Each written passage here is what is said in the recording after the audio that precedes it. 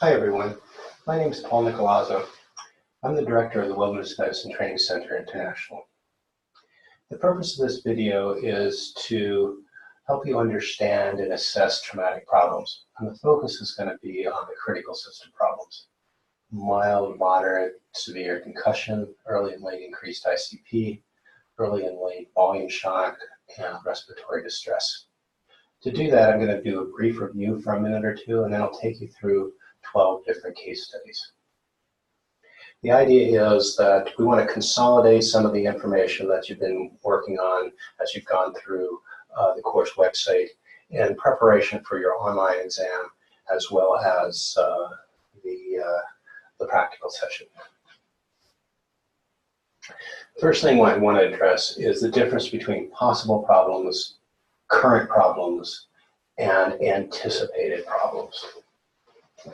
And that can be confusing. So let's see if we can clarify that right off the bat.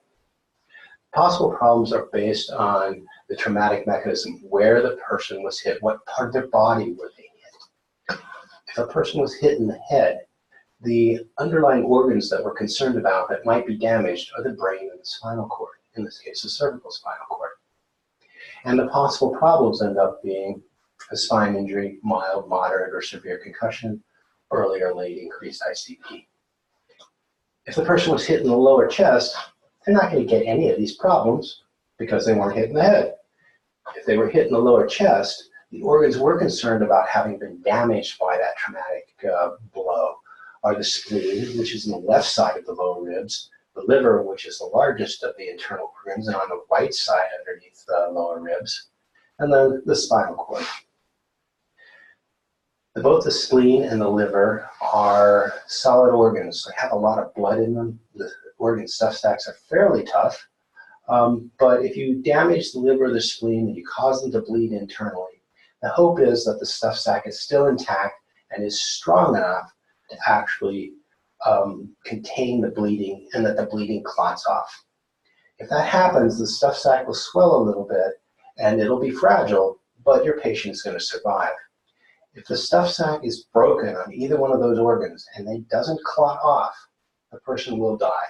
It just depends on how fast the bleeding is occurring and if you can get them to surgery or not. If you can't get them to surgery, they're going to die on you. Okay? And somebody who's hit in the lower chest could fracture one of those lower ribs, and it could damage the spleen or the liver, and we're really concerned about early or late volume shock. If we contrast that with damage to the upper chest, somebody gets hit to the upper chest, above the sternum, we're really concerned about the lungs. There's a lung on each side, a right and a left lung.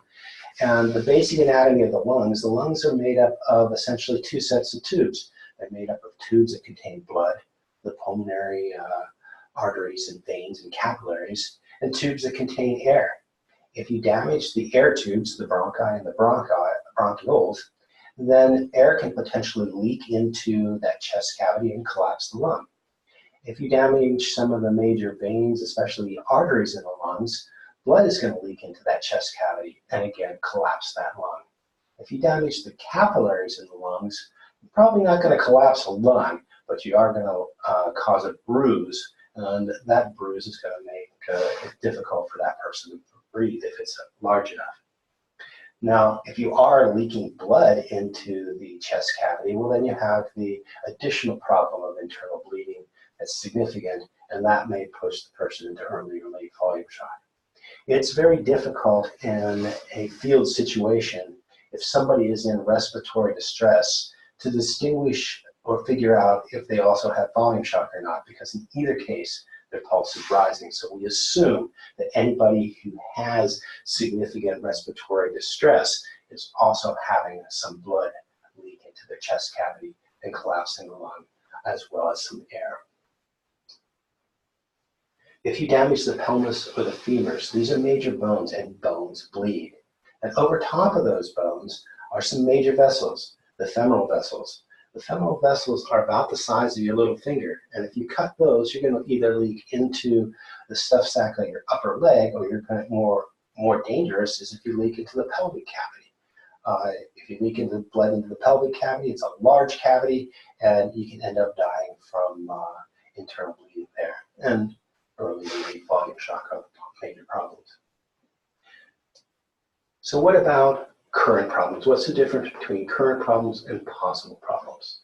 Well, a current problem has a positive mechanism. In other words, somebody's been hit on the head, and they have signs and symptoms of one of these problems. That makes it a current problem. An anticipated problem means somebody has a positive mechanism, they've been hit in the head, but they don't have signs and symptoms of any of the anticipated problems. And those problems, the reason you want to anticipate them is because when tissue is damaged by trauma, you can break blood vessels, or you can just simply damage the membranes surrounding it. If you damage capillaries, you'll get a bruise and you'll get some plasma leakage. If you don't damage capillaries and you just damage the cell membranes, you're going to get plasma leakage. In either case, you're going to get some swelling, and that swelling tends to take place closer to this 24 hours. If you have damage to arteries or veins, especially arteries, that swelling is going to take place a lot faster. So that means an anticipated problem. You'll see the signs and symptoms of an anticipated problem that is related to swelling occur faster if it's due to bleeding, or slower, closer to that 24-hour period, if it's related to just simple plasma leaks. Now, in the following case studies, there's 12 of them, you can choose to be interactive or not. If you don't want to be interactive, just simply watch it through without stopping the video. If you want to be interactive, you're going to need a handbook, a pen or pencil, and some sheets of scrap paper. Figure 4 or 5 sheets of scrap paper so you can write down stuff as you go along. So here's the process for being interactive. Open your handbook to the trauma index. And when the case study comes up, based on the mechanism that's written in the case study, identify the parts of the patient's body that were hit, and then pause the video and identify the critical system possible problems for that part or parts of the patient's body. Once you've got them, and write them down. Once you've got that written down, restart the video and see if you've correctly identified the patient's possible problems. Then look in your handbook to see what the signs and symptoms they present. Well, continue the video and look what signs and symptoms they present with. And then pause the video again. Look in your handbook that discuss each of the possible problems and see if the signs and symptoms match any of the possible problems. If so, that problem is a current problem. Then identify any anticipated problems and write it down. Identify the evacuation level. Once you've written or thought about all of these different problems and evacuation level, then restart the video, listen to the explanation, and continue as we go through the different case studies. So each of the case studies is going to present with this graph.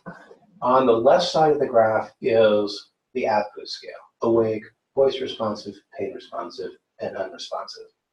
And that corresponds to this purple line. You'll see that right now, before the time the person was hit, and this is when they were hit, it's this dotted line. Before the time they were hit, they were awake.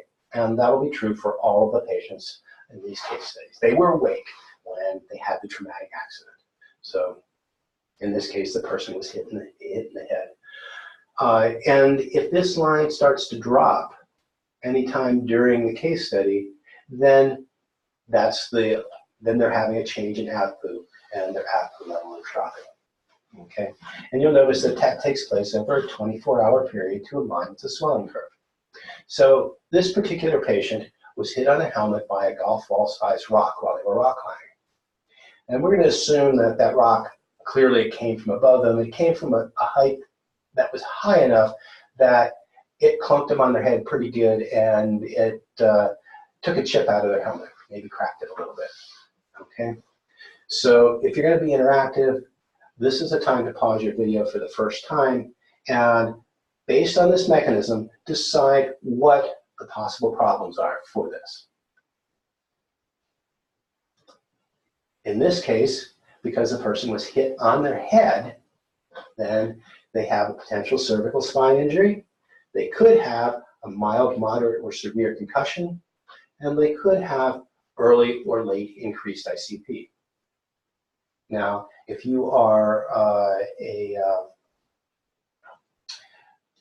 here are the signs and symptoms. And if you are going to be interactive, you want to go ahead and pause again to fill out the rest of this. So, doesn't look like there's any big deal here. At this point, the patient can describe the events in detail. They don't have any amnesia. They were awake through the entire thing. And they were able to pass their focused spine assessment. All right, that's great. Okay, so at this point,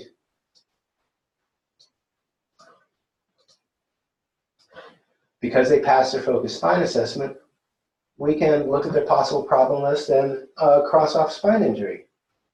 Because they don't have any of the signs and symptoms of a mild, moderate, or severe concussion, look in your handbook, okay? They don't have any of those signs and symptoms right now, we can cross those off.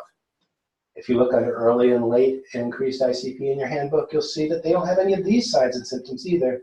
So right now, we can cross out all of those possible problems.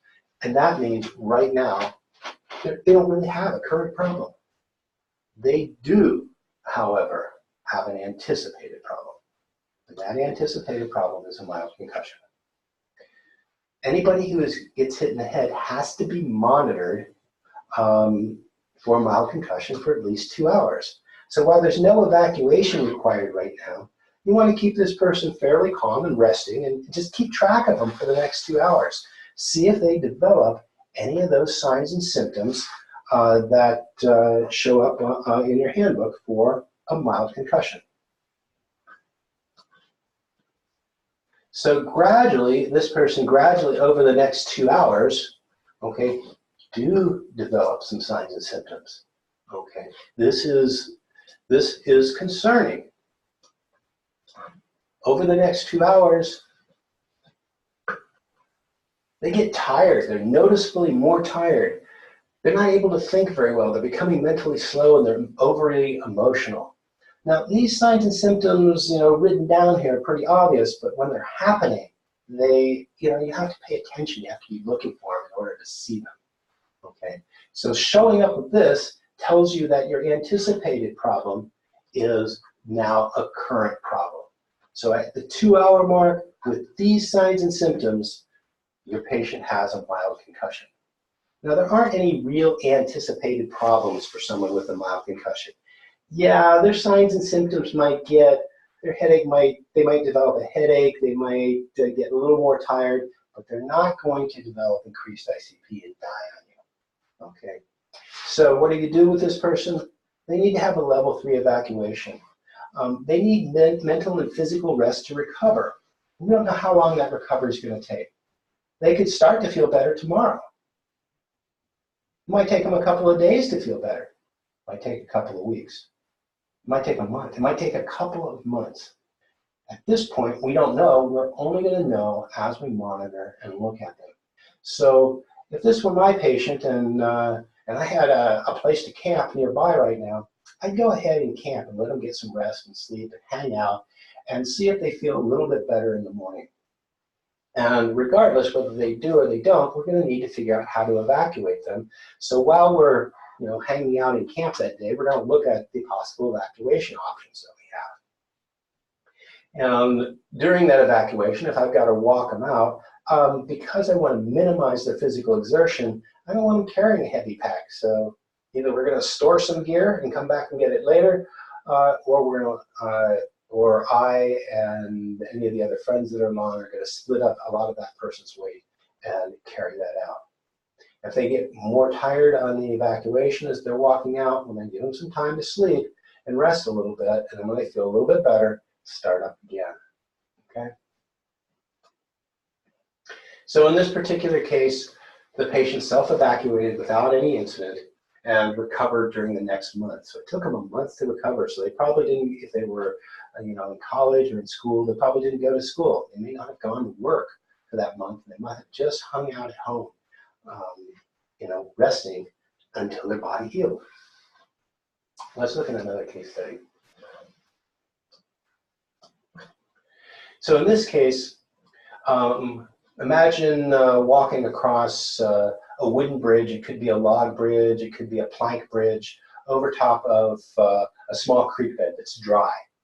And maybe there's been some recent rain, and there's a little bit of moss on those boards, and it's slippery.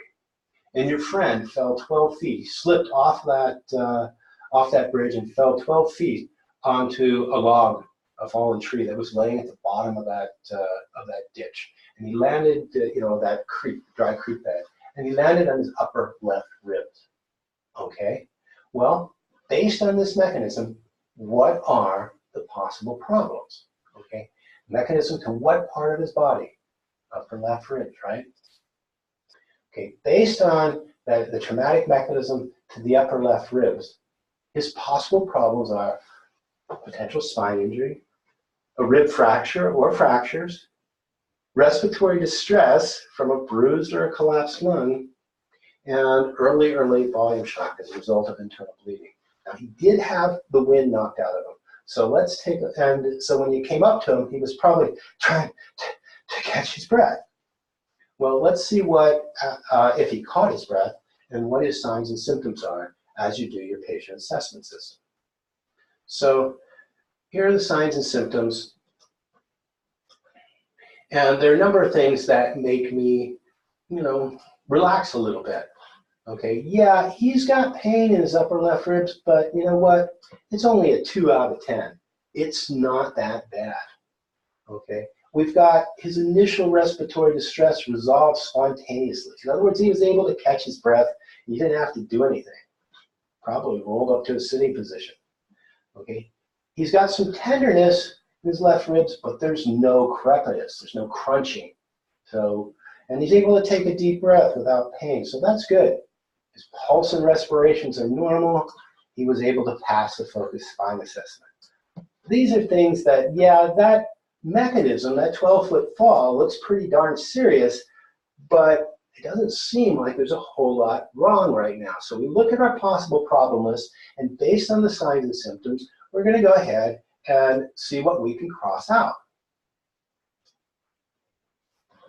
Well, since he passed his focused spine assessment, we can cross out a spine injury. He's got some slight tenderness in his upper left ribs. There's no crepitus. When he takes a deep breath, he's able to do that. It doesn't hurt. Okay, he doesn't have any rib fractures. And pulse and respirations are normal. He's not having any difficulty breathing. That his initial respiratory distress resolved. At this point, he doesn't have a bruised or collapsed lung. And he doesn't have any internal bleeding. So you look at that and say, well, that's great. Okay, it doesn't appear like he has any problems right now. And in fact, really all he's got is some tender upper left ribs. Now, we don't know. A bruise might take a little time to develop. The lung might take a little time to collapse. Okay, blood could take some time to leak into that chest cavity. So he does have an anticipated problem. You can't get a spine injury when you don't have one. You can't get a rib fracture when you don't have one. But the anticipated problems here are respiratory distress that he might develop because his lung is actually bruised and there's some capillary leakage in there. Or he's torn a bronchi or bronchiole, or he's torn a pulmonary artery or vein, or one of the vessels inside the lungs, and it might collapse. And we're concerned about, obviously that internal bleeding if that's the case. So at this point, there's no evacuation required, but we do need to keep them calm, and we do need to keep them hanging out. If there is anything that's leaking, we want that to clot off. So this is not the time to exercise somebody. You want to have them rest. And as we go on, we want to evaluate them and monitor them for somewhere between 2 and 6 hours before we decide if we're going to move on or not. And you base that on the whole clinical picture of the person. If you want to be conservative, wait the entire 6 hours. If the mechanism was fairly small, then you might consider say, well, I'm going to wait for a couple of hours. This comes with experience. So if you want to be conservative, wait at least 6 hours.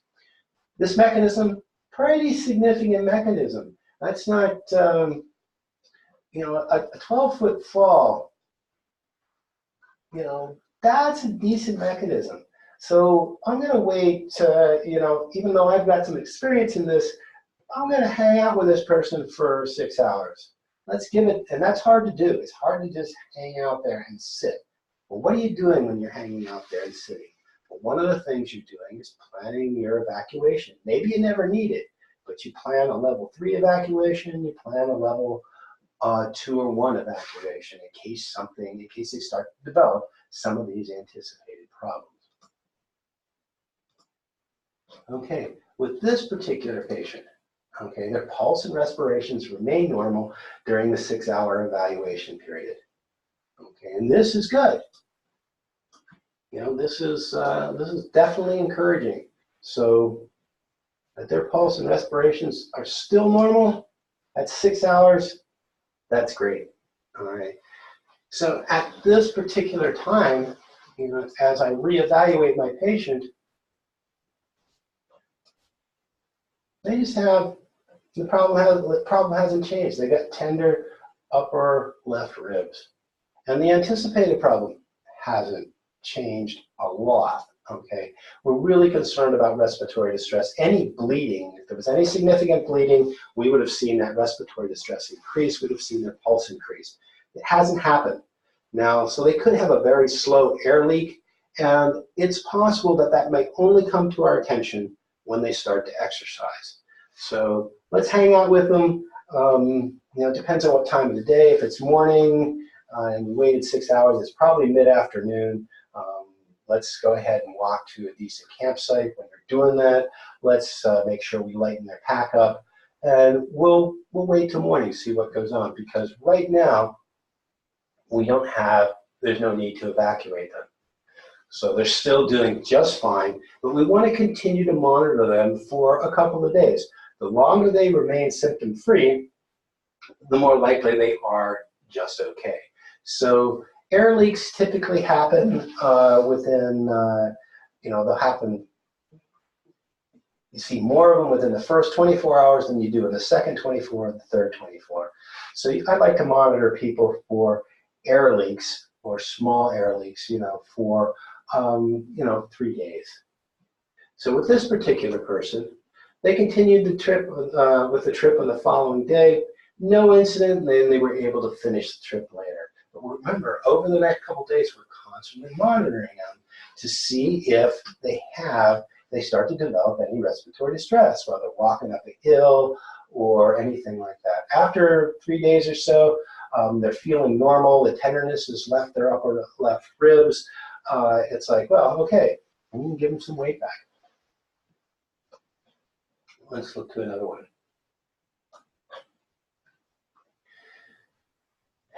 Here, this person took a 15-foot fall while they were lead climbing, and they hit their lower right ribs on a rock outcropping. So we know that lower right ribs, right? They hit it, and we're looking at a 15-foot fall.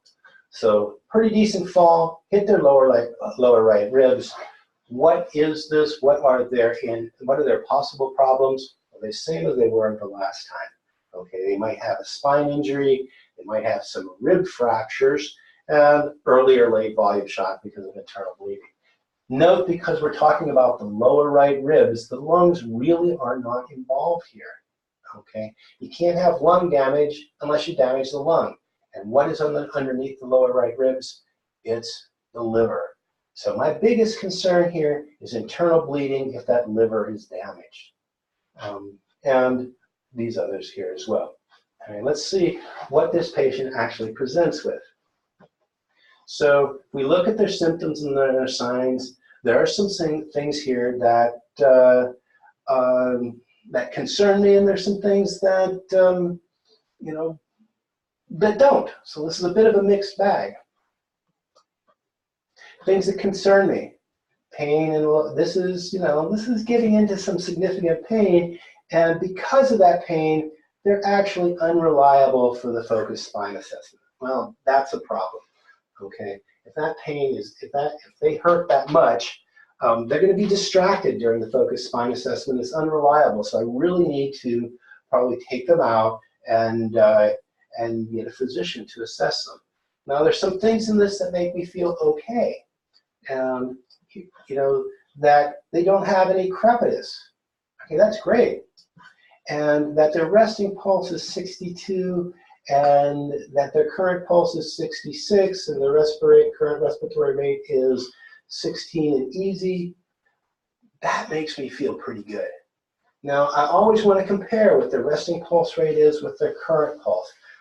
Up to 10, 12, even 15-point difference. That can happen because the person is a little bit scared of what's going on. Maybe they're having a little bit of ASR, or even a lot of ASR. The pulse could go up even higher. But I don't really get too concerned. I look at the whole picture and say, well, we've got some things. This is not significant. Okay, so they don't seem to be anxious from any sympathetic ASR. This is all normal right here. This is great. Well, where do I get their normal resting pulse? Well, I worked for years for Outward Bound and a number of large outfitters. And whenever we had students in the field or clients in the field, they had to have a physician's medical form, had to complete that. And on that medical form was their resting pulse rate, their normal blood pressure, their respiratory rates. So all I have to do is go into my pack, pull out that information, and compare it to what their pulse rate is now. All right, so there's a big plus for making sure that anybody you go into the field with, that have some baseline information, because it makes your assessment in the event of a traumatic injury much, much, much easier. Okay, so this makes me feel pretty good. All right, well, let's see how this plays out as I look at my possible problem list. Well, I can't rule out the spine injury because they're unreliable. They don't have any crepitus. Their pulse and respirations are normal. They didn't even get the wind knocked out of them, so they don't have any rib fractures. Normal pulse and respirations, right now, they don't have any internal bleeding, and so they're not going down the path to volume shock. Well, that's great. So what is their current problem or problems? Well, they have a possible spine injury, and they've got some tender lower right ribs. Fair enough. Okay, what are their anticipated problems? Well, because of these tender lower right ribs, because they have a positive mechanism, okay, to an area, remember that liver, where they could bleed out, then I'm going to monitor for early volume shock. Remember, my concern is their liver. And what evacuation level? Well, right now it's a level 3 evacuation. Why a level 3 evacuation? It's primarily because of this possible spine injury. Okay, I need to get them, they need to be assessed.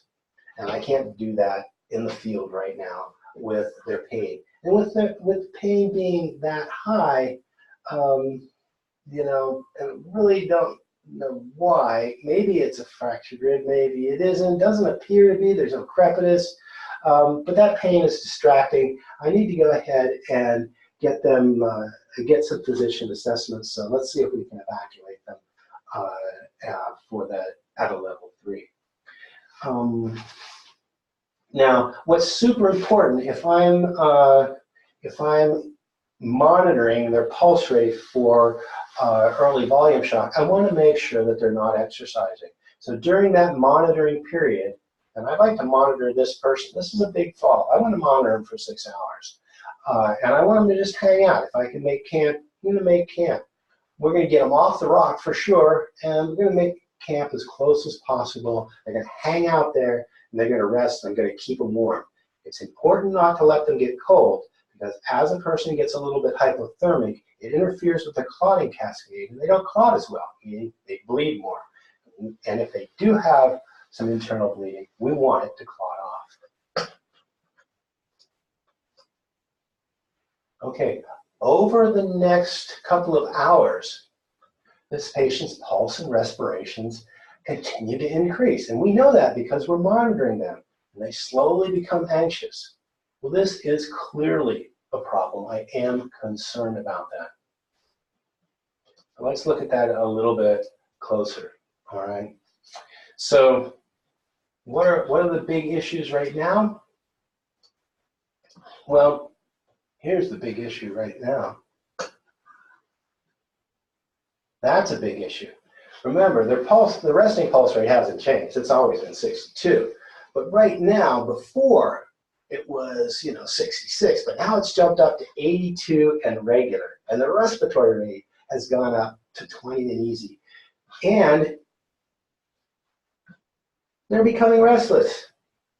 So at 2 hours, what am I seeing happen? I'm seeing that that anticipated problem has now become a current problem. That anticipated problem of early volume shock, which was an anticipated problem 2 hours ago, is now a current problem. And that's going to change my evacuation level. And it also changes my current anticipated problem. So if a person right now has compensated or early volume shock because it's likely their liver is bleeding, there's some internal bleeding there, and that it is, that internal bleeding is from their liver, then the anticipated problem is going to be late volume shock. So we're going from early to late, and the evacuation level right now is level 1. Now, do we want this person to walk out? No, because we know that they're bleeding right now. The only thing that's going to save them is a super fast evacuation to a hospital with with surgical capacity, or that they clot off, or that the bleeding is contained within their organ stuff sac and then clots off. And since we can't predict if it's going to clot off or not, we really have to focus on getting them out of there, and if at all possible, we don't want them to exercise because that will prevent the clotting process, and we've got to keep them warm.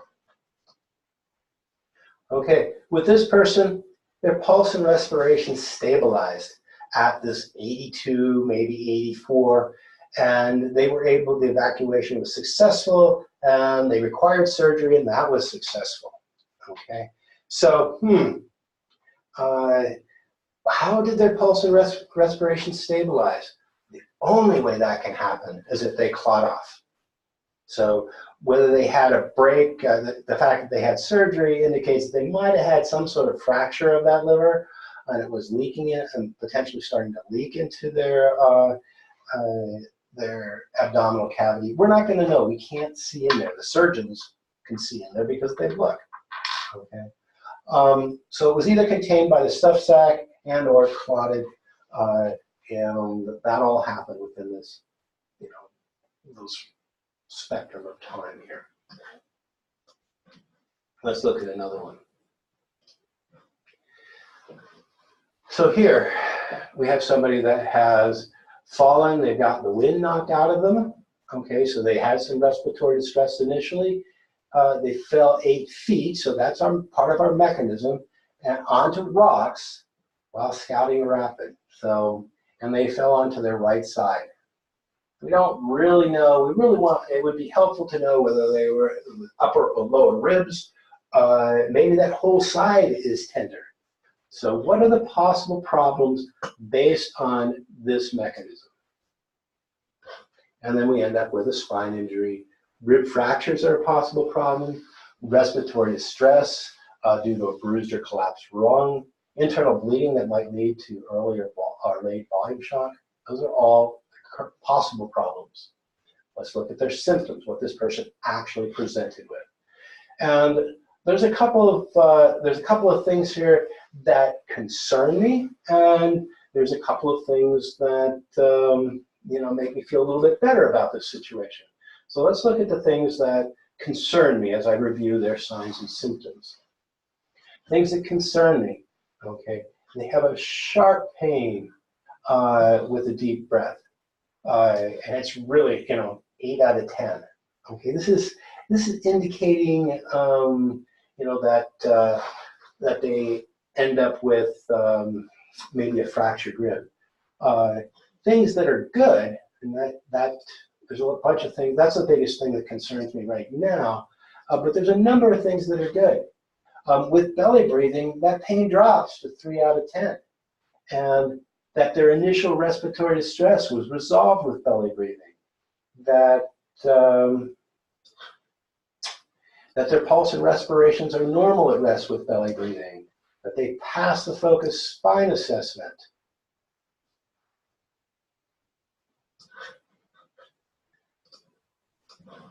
And the crepitus is concerning. So if we look at those and we say, okay, well, if we go back to our problem list, what things can we cross out? What do we have to leave in there? Well, right now we can cross off the potential spine injury. They passed their focused spine assessment, their belly breathing, the pain was pretty low, so they were able to focus and pass their focused spine assessment. They clearly have a rib fracture, right? So we can't cross that out. But their pulse and respirations are normal when they're sitting there and they're belly breathing. And so that tells me that right now they don't have a collapsed or bruised lung. They're not in any respiratory stress right now, and we don't have any internal bleeding. So the problem that I'm concerned with at this point is the rib fractures. Okay, that's the only thing that's really moving forward. I can't rule that out. I can't cross that out. And so that becomes my current problem. If I can't cross it off my possible problem list, it's a current problem. So what are my anticipated problems? Well, I still have this major mechanism under the right side, and so these are still anticipated problems. So I have to monitor for them. Now, let's say we've got pain on that whole, we've managed to locate the upper right ribs here. So we're really focusing on the lungs versus, say, the liver, just because of the location of the pain, and that's helpful. So right now we have a level 3 evacuation. With a rib fracture, they're not really going to be able to carry their pack, and they may or may not be able to walk, depends on how much pain they have. But because we're monitoring for this stuff, and we want to make sure that they're not doing any exercise during that monitoring period. So over the next 6 hours, the patient's pulse and respirations remain normal. Okay, that's good. Okay, so the thing that, as we continue to look at this, that their pulse and respirations are normal at rest with belly breathing, that means what? It means that we don't have any of those anticipated problems. So the current problem is still fractured upper right ribs, and this is after 6 hours, right? We've been monitoring them for 6 hours. I'm not so much concerned about the bleeding now, but I still am concerned about respiratory distress with exercise, that they might have bruised I'm not concerned about major bleeding, but they might have bruised their lungs. They might end up with some air leaks that are going to lead to a collapsed lung. So we're still at a level 3 evacuation, and the patient was evacuated the next day on a raft without incident. So on a raft, there's not a whole lot of movement. Hopefully there aren't any big rapids, because that would be painful. But good evacuation, good result. So what about this next one? Here we've got a person who, you can imagine this now, they're surfing on a wave, and there's another kayak coming downstream, they're upstream of them, and somehow that kayak hits the person who's surfing on the wave. The nose of their kayak comes in, it slams into them, and it hurts, knock the wind out of them. So based on that, okay, based on the location of the, what's the mechanism? Well, where were they hit? Upper left chest, and a downstream moving kayak. Okay, so that's actually a fair amount of force. We know it was hard enough to get the wind knocked out of them.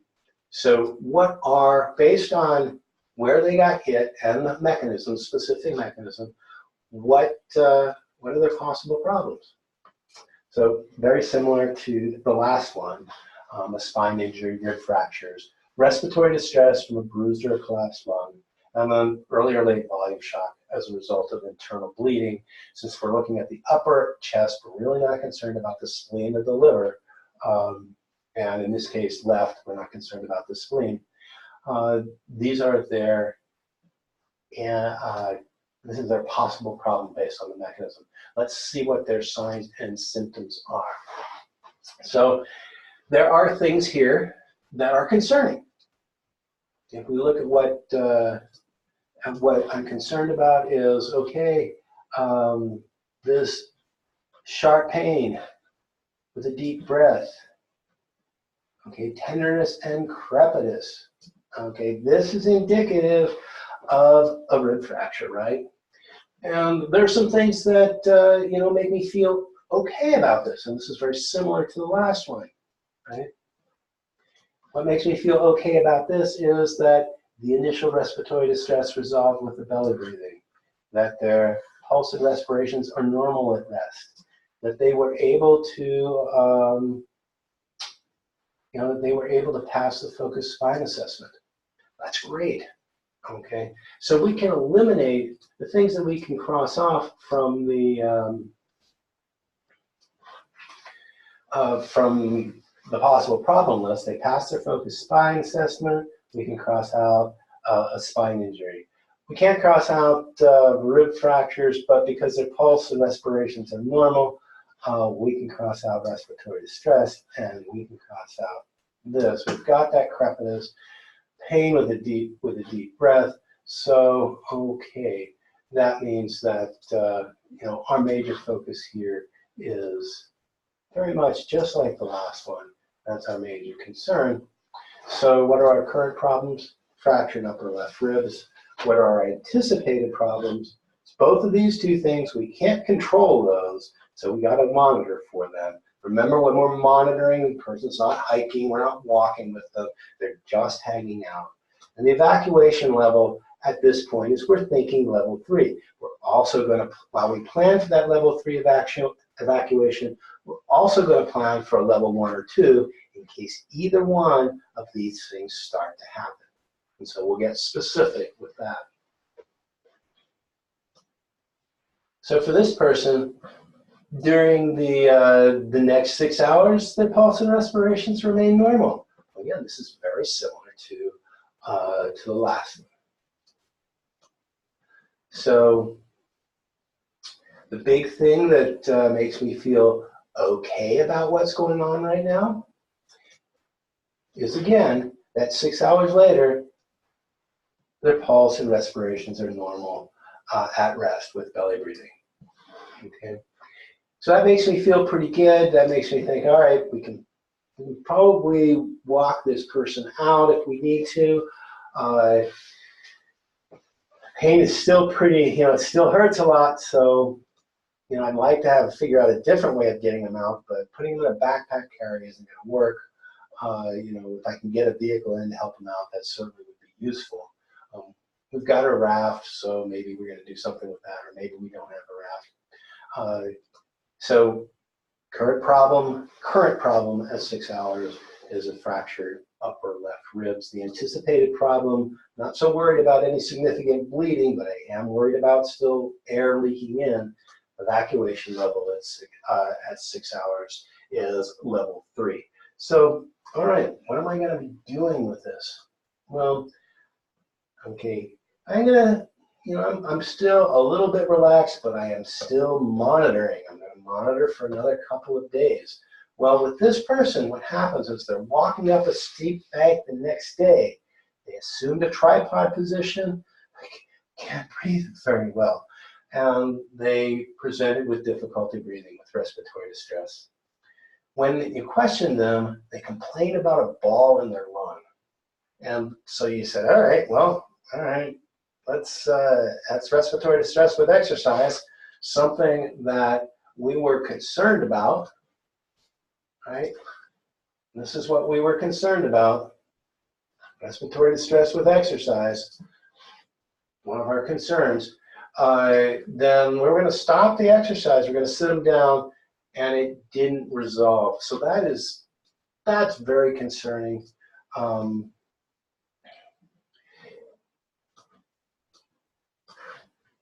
So at 22 hours after the whole incident, somewhere, you know, over here, at 22 hours after the incident, after we've sat them down, that's a concern. Because, you know, if it would have resolved, I would have felt a little bit better. I would say, well, okay, they probably have a little bit of an air leak in there, but it doesn't seem to be getting any worse. It's okay with rest, but right now it didn't go back to normal. Their pulse and respirations are higher than they were previously, and so that's concerning. I'm worried about that. So we now know that we have some respiratory distress, and we can hope that it's due to a bruise, because it's not going to get much worse if it's due to a bruise.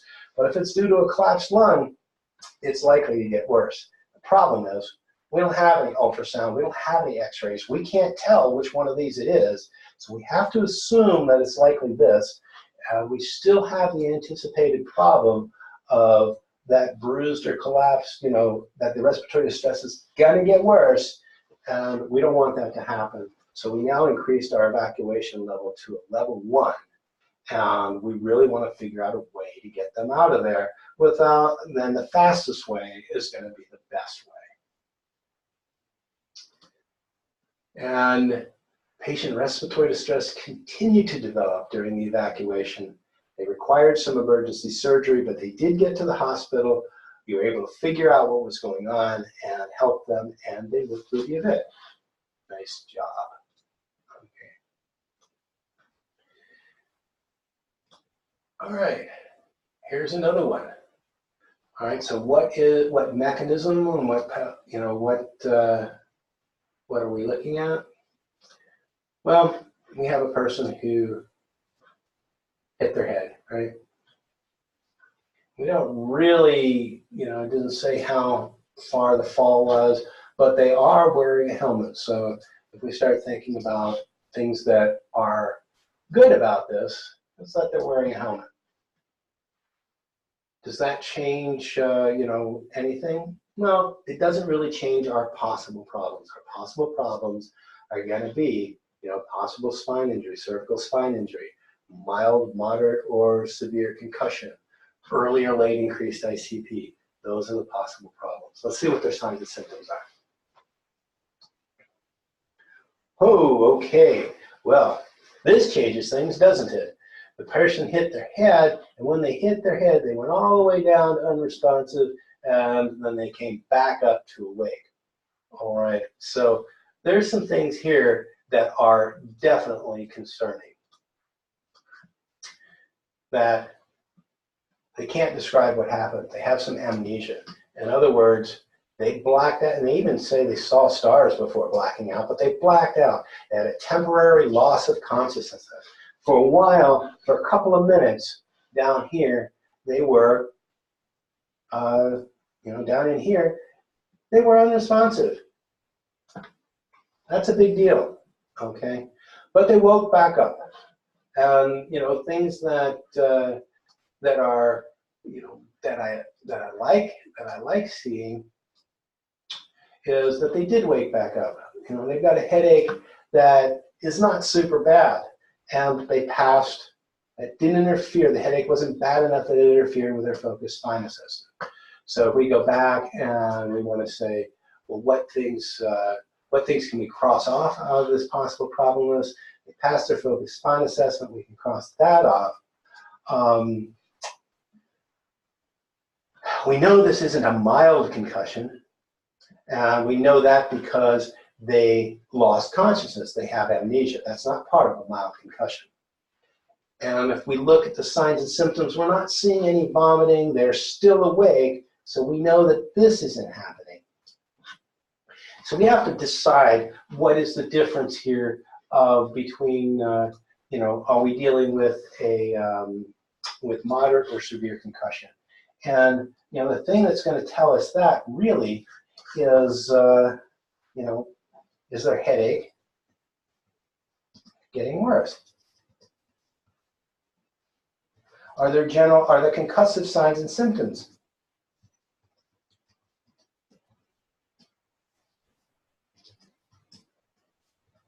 getting worse?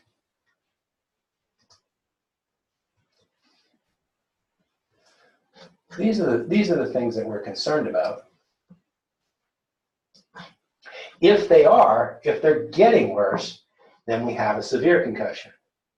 If they're not, then we have a moderate concussion. With a headache at 4 right now, I'm going to go ahead and start out with saying that they've got a moderate concussion. So we'll go ahead and cross off severe concussion, and we're thinking at this point that this is a moderate concussion.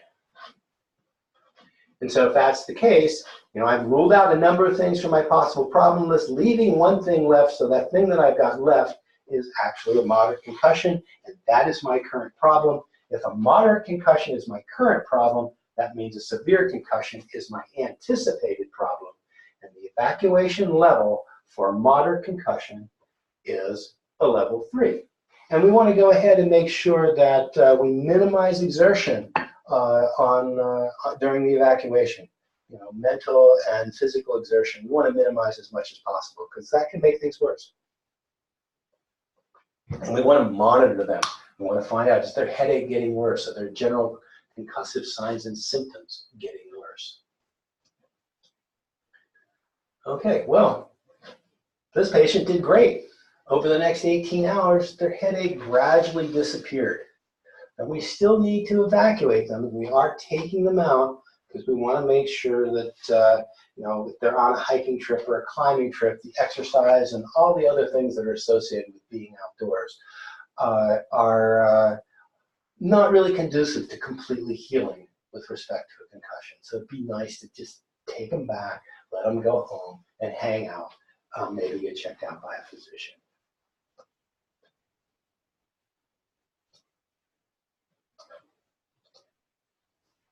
Okay, new case study. All right, so here we have somebody that fell 26 feet while bouldering, right? Okay, that's significant. 26-foot fall, and they landed on their upper right chest, and they landed in rocks. So it's not a nice little flat, cushy fall. They didn't land in water.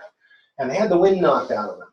All right, so they were in some respiratory distress initially. Well, given that mechanism and where they were hit, what are their possible problems?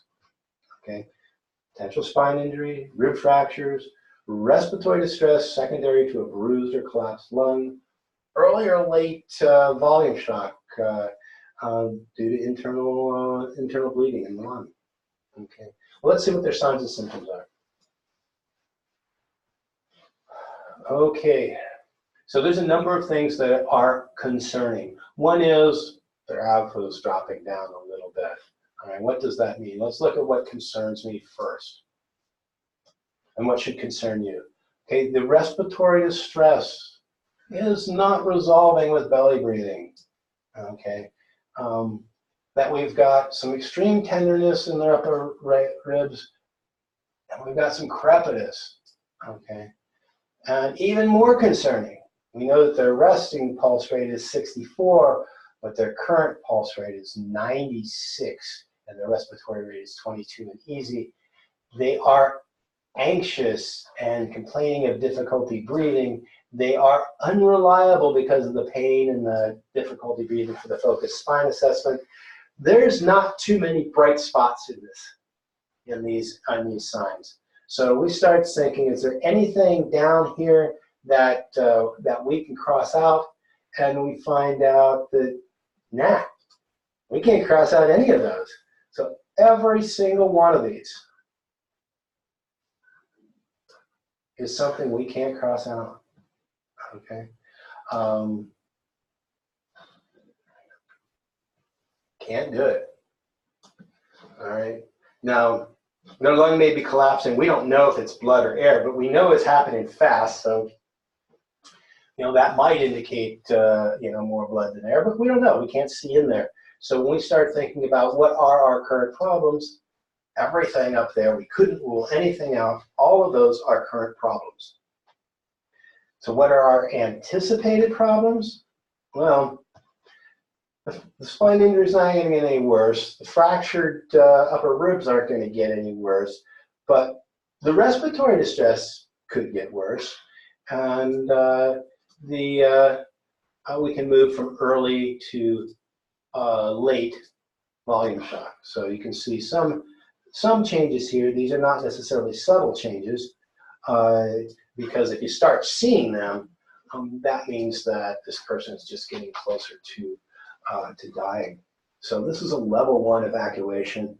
It really concerns me. Who knows if this person is going to live through this or not? A lot is going to depend on if things get worse or not, which we can't control, and a lot is going to depend on how fast we can get them out. So in this case, the patient remained stable during the evacuation. Things didn't get any worse, and they went into surgery and it was successful. That's not always the picture.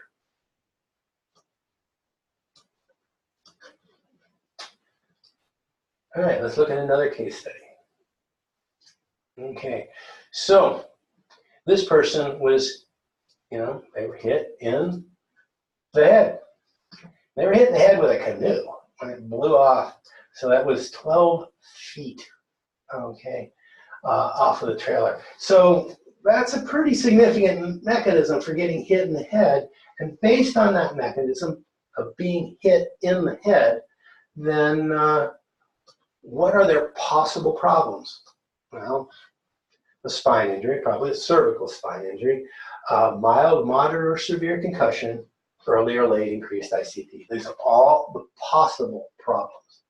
So we do our patient assessment, and we find out what their signs and symptoms are, and we go, okay, here's a person, it's very similar to the last one, that when they were initially hit, boom, they fell down. As soon as they fell down and they were unresponsive from it, you ran up to them and said, hey, Bill, are you okay? Hey, Jane, are you okay? And they didn't respond, and they gradually woke back up again, and in a couple of minutes, that is a problem, okay? So let's see what are the things that are concerning. This is concerning, that they can't describe what happened. That means that they went unresponsive, and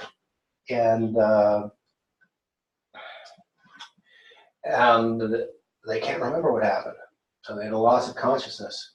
This is also concerning, their history, because people who have had multiple concussions are more susceptible to having a concussion when they get hit in the head the next time, and they're more susceptible for that particular concussion to get worse. There are a couple of bright spots here in this, and those bright spots are that their headache is only a 4, and that they were able to pass the focused spine assessment.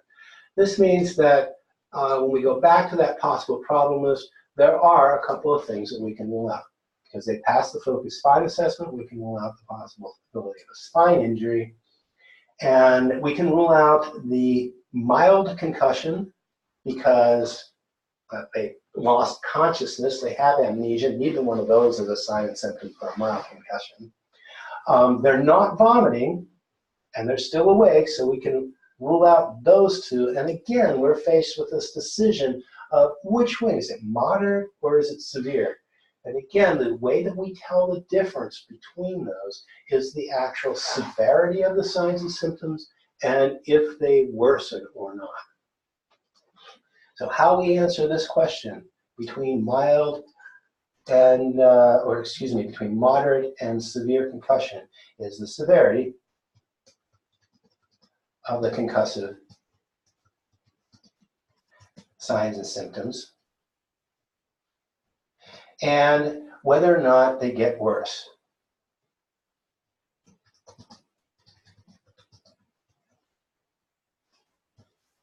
What that means is, we got to make this decision right now and say, okay, which one of these are we are we going to go with? Well, since all we have to go with at this point is the headache, and it's on that lesser end. If it got to a 5, I'd probably go with a severe concussion. Being that it's a 4, right now for this moment, I'm going to focus and say, okay, let's go ahead and call this one a moderate concussion. Now, if things have been getting worse, then it clearly becomes a severe concussion. So right now, let's look at that. And that becomes our current problem. And then the anticipated problem is a severe concussion. We know that it would be a severe concussion if their signs and symptoms got worse.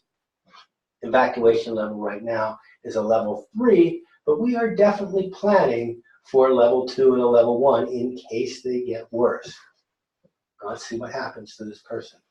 So their headache gradually gets worse over the next 18 hours, and he becomes increasingly tired. So, okay, not good. What's that tell us? So right now,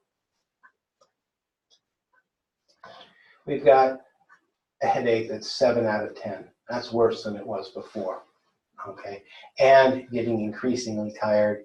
So what does that tell us with our making a distinction between what is going on right now? Well, right now we know, okay, that it's a severe concussion. And because it's taking place over, say, gradually over 18 hours, this is not a significant, this is not a fast bleed. So it's either a bleeding that may be a result of some capillary bleeding or venous bleeding. It could be just edema that's building up in their head. But they're heading down that path towards increased ICP. They're not there yet. The current problem is severe concussion, and if that's their current problem, their anticipated problem is early increased ICP. And the big thing that changes here from the last time is that the evacuation level has gone up to a level 2. Now remember, the difference between a level 2 evacuation and a level 1 is not really what you're doing. If you're going to call for a helicopter and a level 1 evacuation, you're calling for a helicopter and a level 2 evacuation. What you're doing doesn't change. It just means that at this point in time, you're not expecting the person to die during the evacuation. You got a level 1 evacuation, yeah, they might die during that evacuation. So here we're looking at level 2. And the headache continues to get worse, and 4 hours later he vomits, and then they have episodes of vomiting every 40 minutes. Okay, this is clearly not good. And things are continuing to get worse. And now we've got, 10 out of 10, his headache is just pounding, okay? They're still more tired, and now we've got episodes of vomiting every 40 minutes. So again, our current problem changes. They're still getting worse. It's now early increased ICP is our current problem. That's only because they're still awake. We draw this line across here. They're still awake, but it's not really looking good. They're traveling down that pathway. So they're awake, they're tired, and they're mentally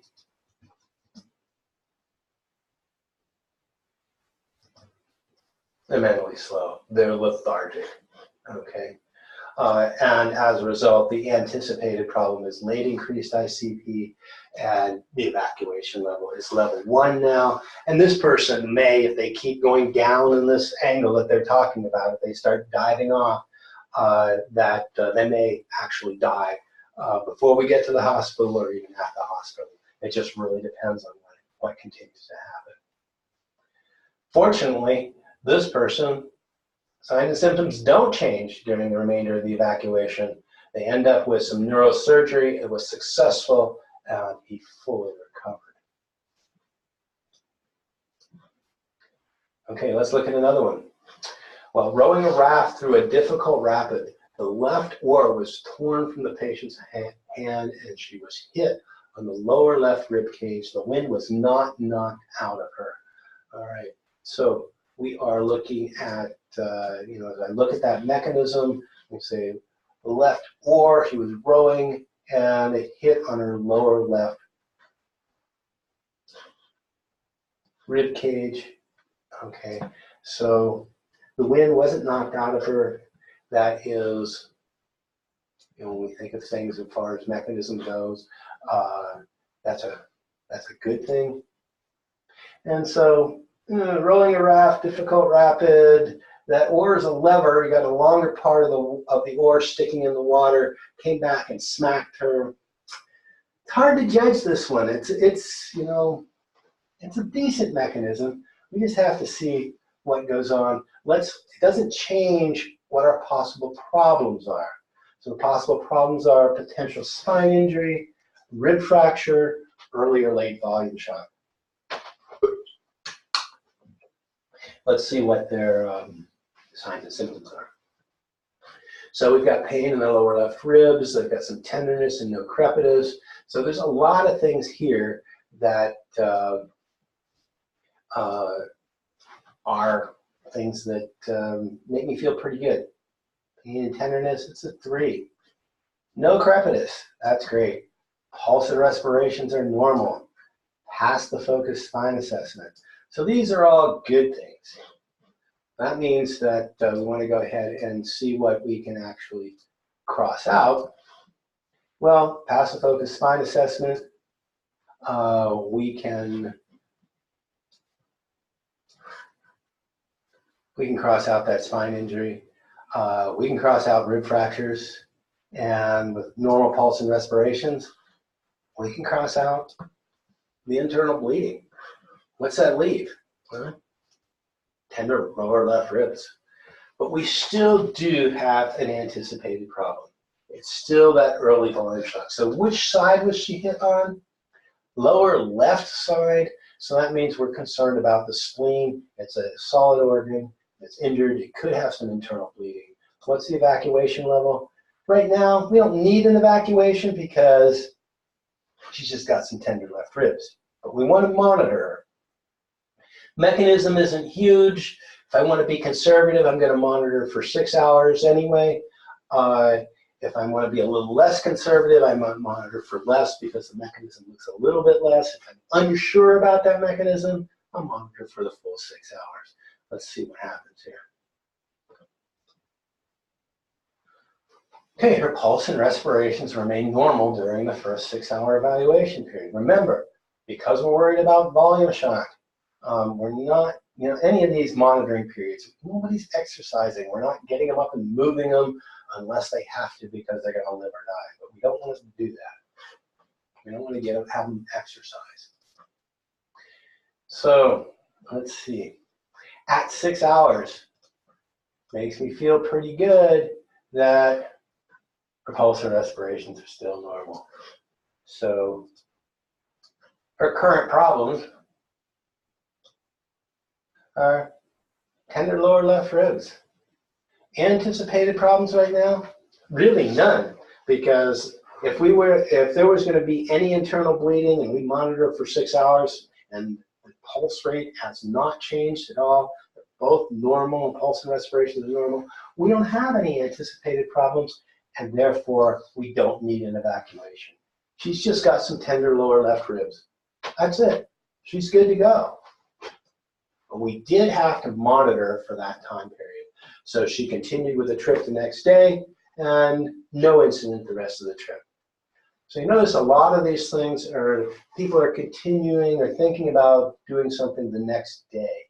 So, if we don't have an evacuation required, that's going to be sore. Let's give her a day or so just to recover from getting whacked, okay, depending on how sore it is, all right? And that's you can decide how severe that is. All right. Okay, 40-foot lead fall. That's big. Okay. depending on where they hit or not. Okay, a 40-foot leaf fall that's overhanging and they just get caught by the rope, not necessarily a big deal. But here, this person swung into the rock wall. So they hit a rock wall with their head and shoulders. Okay, and he wasn't wearing a helmet. All right, so this is not that good picture. This is a bad picture. What are the possible problems associated with this? Well, cervical spine injury, mild, moderate, or severe concussion, early or late increased ICP. You know, we know that from looking at it, and we look at this and say, okay, boy, this patient is unresponsive. I'm not happy about that. They're unresponsive, and they haven't woken back up. Okay, this is, we don't know what their symptoms are. So as soon as you know that somebody is unresponsive, you know, we start going down here and saying, well, what can we rule out? Well, they're unreliable. They're, you know, you can't rule out a spine injury with that.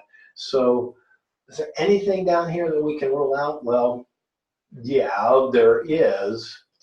We know that they don't have a moderate or severe, mild, moderate, or severe concussion. And again, they're unresponsive. So, you know, an early increased ICP, they're awake. So that leaves us with, you know, the potential spine injury and late increased ICP. So we sort of circle those, and then we look and say, well, what is their current problem? Okay, well, we add in that head wound. Okay, it's important to remember that they got the head wound. That's minor. That's a big deal. What's the biggest deal is this late increased ICP. What's the anticipated problem for somebody who shows up with late increased ICP? And that's death. All right? And I am worried that this person's going to die. And it's a level 1 evacuation. So what happens to this person? Well, they vomit, and then a couple hours later, they arrest and die. You know, they began vomiting 20 minutes after the initial event. The vomiting continued every 35 minutes until it stopped at about 2 hours later. The patient arrested and died. CPR is not going to help. Okay, you can't. You know, why did they die? Is because the brain swelled so much that it pushed the brainstem out through the small hole in the bottom of the skull, tore it all to hell, and that's what killed them. And CPR, while it might circulate some blood around and might push some air into their lungs, it's not going to repair the damage to the brain. So it's not indicated. It's not going to help. It's not going to work.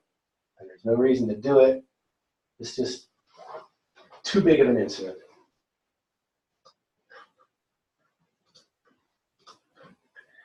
Okay.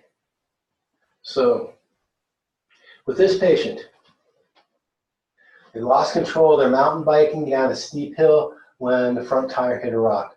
They landed abruptly on their lower left side against a tree. So let's look at that. Lost control from a mountain bike while they were going down a steep hill. And that was pretty abrupt, so it wasn't gradual, and they hit their lower left side against a tree. Those are all concerning. Going downhill, you know, I don't know how fast they were going. Let's assume it was fast. They were cranking down this thing, and they made and then they crashed. So what are the possible problems? The lower left side, that's over there with the spleen, and we end up with a potential spine injury, rib fractures, internal bleeding that might result in early or late volume shock. So what other signs and symptoms? Oh, okay. You know, the patient's not really complaining about a whole lot. They're not high voice responsive. They are voice responsive. So we look at the bad stuff. That's bad. There's crepitus and tenderness in the lower left ribs. Not good. We know from their medical form that their resting pulse is 72 and regular, but holy crap. Their current pulse is 106 in regular, and the respiratory rate is 26 in easy. Is there anything that we can rule out here with respect to their possible problems? And the answer really is no. Voice responsive, can't rule out the spine injury. Rib fractures, they've got crepitus there and tenderness. Okay. Early or late volume shock, well, you know, really can't rule that out because their pulse is going up. So which way are they? Are they early or late? We can actually make a bit of a determination there. We can say, well, it's not early, it's late volume shock. Okay, why? Because they're voice responsive. So possible problems, late volume shock right now. Anticipated problems would be death due to due to volume shock. That's fairly likely phenomenon. What do you think happened to them? Yeah, they trashed their spleen. They're bleeding internally from their spleen. It's bleeding into their abdominal cavity. What is their evacuation level? It's evacuation level 1. What happens to this patient? Pulse and respirations continue to increase. Their AVHU continues to drop over the next hour until they arrest and die. Well, CPR is not indicated here either. Why not? Well, if this person died from volume shock, what that means is that they have this internal bleeding. Their spleen is broken. It's leaking blood into their abdominal cavity. And so much blood has leaked in there, their pulse rate keeps going faster and faster, trying to keep their brain oxygenated, but there's not enough blood. And so while you can push on their chest, there's not enough blood in their arteries and veins to circulate it. And so CPR isn't going to work, and they're dead.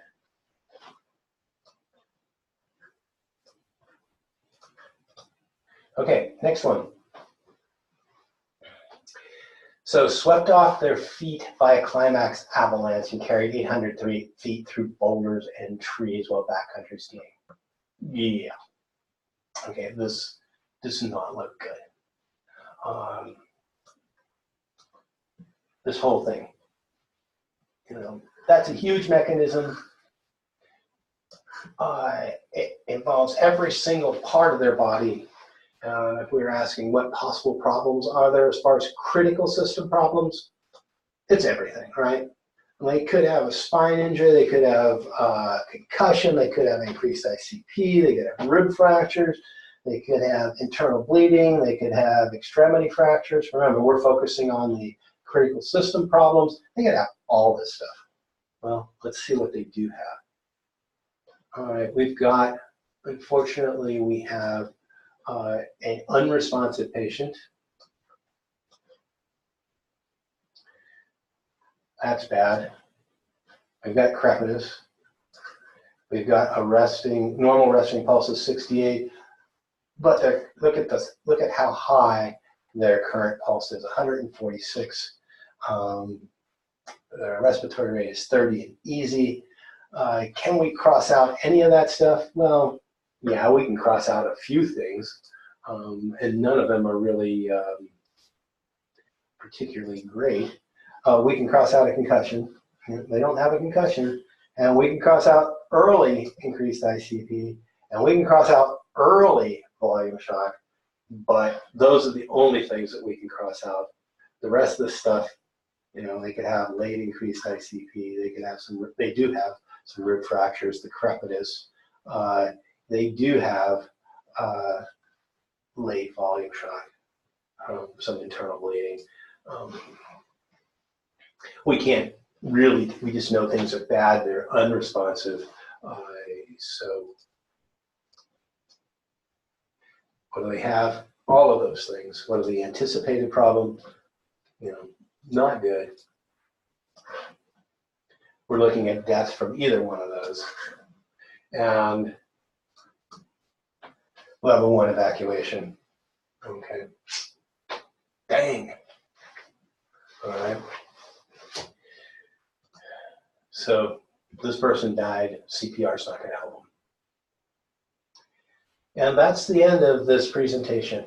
I'm hoping that that as you look at it, as you've gone through it, that you have a better sense of how to assess traumatic injuries. You can watch this a couple of times if you need to. Good luck on your online exam, and we'll hope to see you in your practical session. Take care now.